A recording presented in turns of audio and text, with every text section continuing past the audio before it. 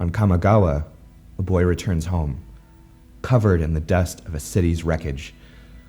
When he arrives, he holds himself differently, no longer afforded the wide-eyed innocence of a child. Things have changed. His mother has changed. The boy's father knows it in the moment he hears her voice, the moment he sees her. Gone is her body, replaced by a string of characters that glow in time with false breath. A spirit that hovers before him, holding his son's hand. And yet, it is unmistakably her. A father can wish for many things. A boy can as well. But the one wish they share is that their family can remain together. Fate has taken much from them, but has not taken that wish. The father embraces his family. The mother returns home. And the boy stands weary, but happy, in the middle of it all.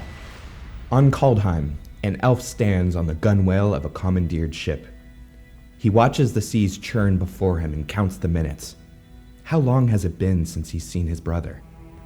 A count of 100. A count of 200. How long has it been since the serpent dragged him under? 250.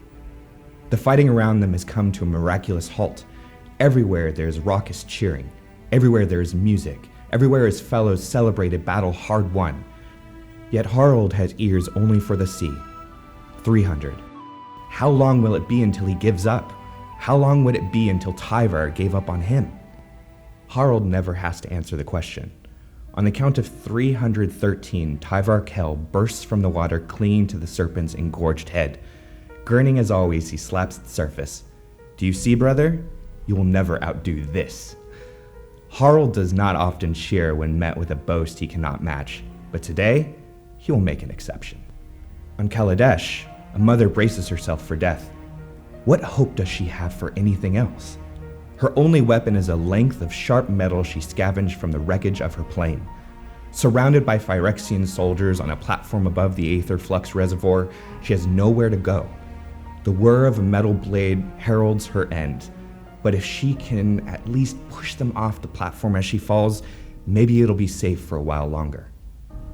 She takes a breath, takes a step, readies herself for the pain of impact, only for the whirring saw to still. Soldiers crumble like piles of twigs, their metal limbs falling off the platform.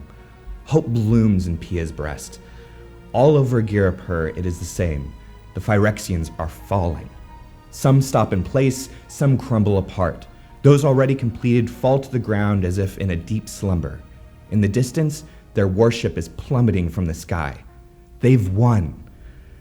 Pia Nalar is not sure of the mechanics of this. She doesn't know how any of this is happening, although she suspects Saheeli will fill her in later. What she does know, and what she has always known, is that she can trust in her daughter to get things done. On that platform above the reservoir, Pia mutters a thanks to Chandra. You can say much with a drum. One rhythm tells the tale of the market's latest wares. Another, the arrival of a new family member. A third announces the passing of an elder. When you speak in this way, it will carry over a great distance.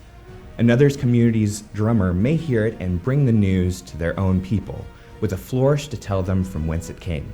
For centuries, the Zalfirians have known this.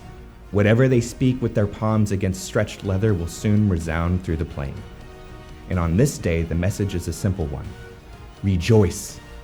Everywhere, the drums call. Everywhere, rhythm fills the chests of the Zalfirians and tell them of the reason for their joy. Phyrexia lies broken and defeated beyond the reach of time. Zalfir itself has found a new home among the plains, a place where they may once more entertain visitors. Visitors like their own wandering son, Teferi. Teferi too can hear the drums. It is hard not to smile when he does. For him, it's been hundreds of years away. Hundreds of years in which he might have forgotten the rhythmic language of home. What a relief to stand on a grassy hill and perfectly understand it instead. Every beat tells him that he belongs here. And on other days, he might feel that's true. Most days. Today, the story is more complicated.